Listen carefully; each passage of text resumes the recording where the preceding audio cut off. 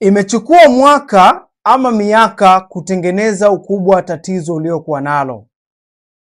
Ilianza kipele kidogo tu katika maumbile yako, lakini ukapuuza.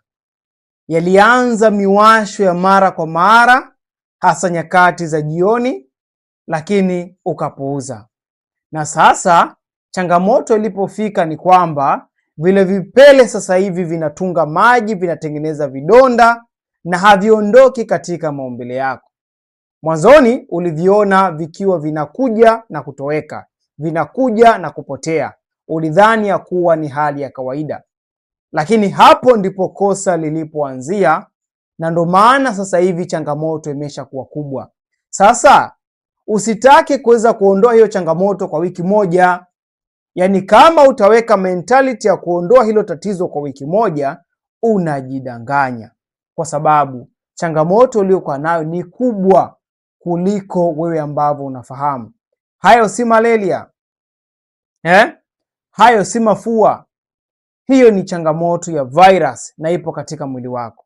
Hivyo inahitaji kuweza kutibu kuanzia ndani kwenye chanzo cha tatizo, tena kwa muda muafaka. Yaani nazungumza kwa muda unaostahili, sio wiki moja.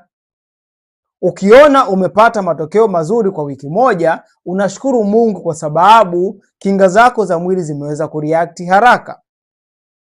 Sasa nitakushangaa wewe ambaye una changamoto ya herpes, una changamoto ya genital warts, alafu bado unatamani kuweza kupata matokeo kwa muda wa wiki moja.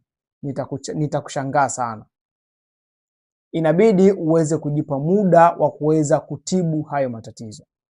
Nimeshawasaidia watu wengi wa changamoto kama hizi, wale wenye vinyama, wenye vipele ama wenye miwasho katika sehemu za siri ama sehemu mbalimbali za mwili, na wameweza kurudi katika hali yao ya kawaida.